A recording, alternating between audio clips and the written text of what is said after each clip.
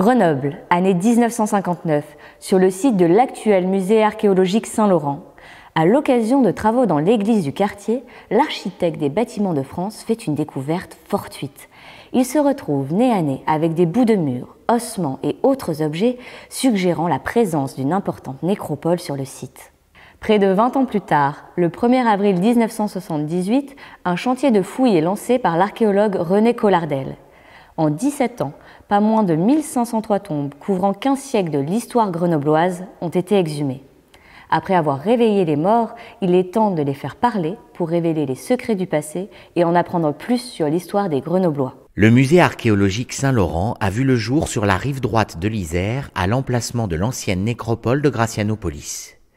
La tradition antique veut que le cimetière soit placé à l'extérieur de la ville, le long de la voie de circulation qui relie Vienne à la Savoie. Érigée au VIe siècle après Jésus-Christ, autour des mausolées datant des IVe et Ve siècles, l'église suburbaine est alors uniquement dédiée au culte des morts. 400 ans plus tard, l'église, le cimetière et les terres sont donnés au monastère de Saint-Chaffre du Puy-en-Velay. Une communauté de moines bénédictins vient s'installer sur place et l'édifice est alors transformé en prieuré en 1012. Un cloître va être ajouté. Et c'est au XIIIe siècle que le quartier Saint-Laurent émerge et se développe.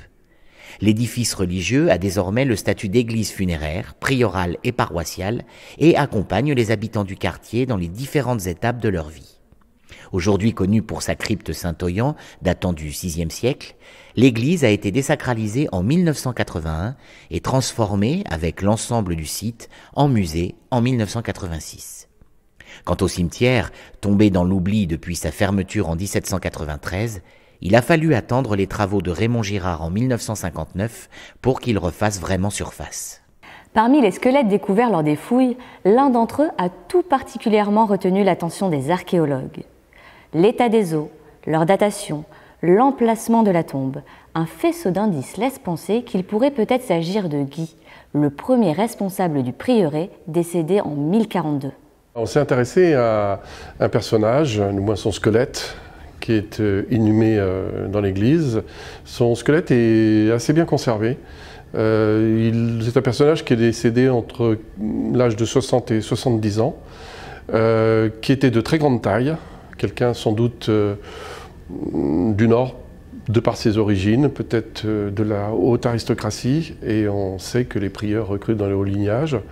Il ne travaillait pas beaucoup de ses bras, et il a eu une croissance osseuse régulière qui montre qu'il a eu une vie calme et tranquille. Pour aboutir à ces résultats, les experts ont recouru à différentes techniques relevant d'une même discipline, l'archéoanthropologie. En arrivant sur le terrain, l'archéoanthropologue est à même de déterminer en quelques coups d'œil le sexe, l'âge, la taille et l'état de santé d'un individu.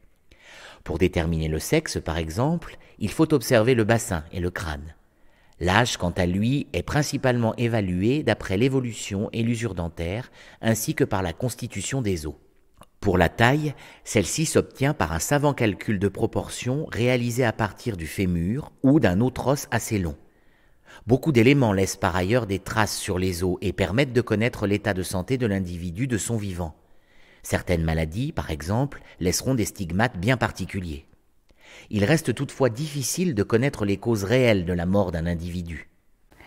Après cette première phase d'observation, les archéoanthropologues approfondissent leurs recherches en laboratoire.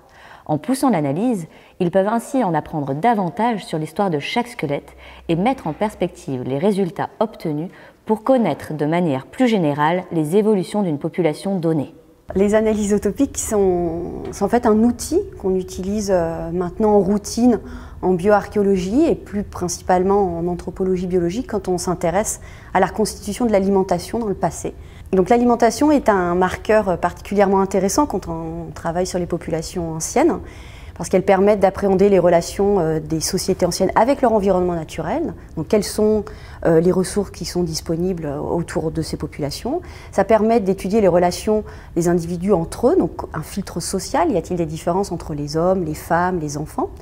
Et puis il y a un troisième point qui est également intéressant, il permet d'évaluer et de voir les relations entre les systèmes techniques, le développement des savoir-faire, notamment liés aux pratiques agricoles ou encore aux pratiques d'élevage.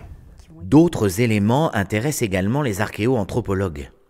Les pierres tombales, la structure des tombes, la position des os ou encore les objets du quotidien trouvés dans les sépultures en disent long sur les modes de vie et permettent de reconstituer des rites, des croyances et une façon de penser propre à chaque époque. Dans le cas du quartier Saint-Laurent, tous les résultats et éléments mis en parallèle révèlent que de nombreux commerçants, artisans et marchands habitaient les rues du quartier. En somme, une population plutôt bourgeoise. Consciente de l'intérêt et de la mine d'informations que représente l'archéoanthropologie, l'équipe du musée a décidé de porter à la connaissance du public les résultats de cette discipline à travers son nouveau parcours d'exposition. Ainsi, 5 squelettes des 5e, 10e, 11e et 17e siècles, dont celui qui correspond peut-être au prieur Guy, sont mis en lumière et une histoire a été imaginée pour chacun d'entre eux. Une affaire fouillée au musée archéologique Saint-Laurent, à Grenoble, en Isère.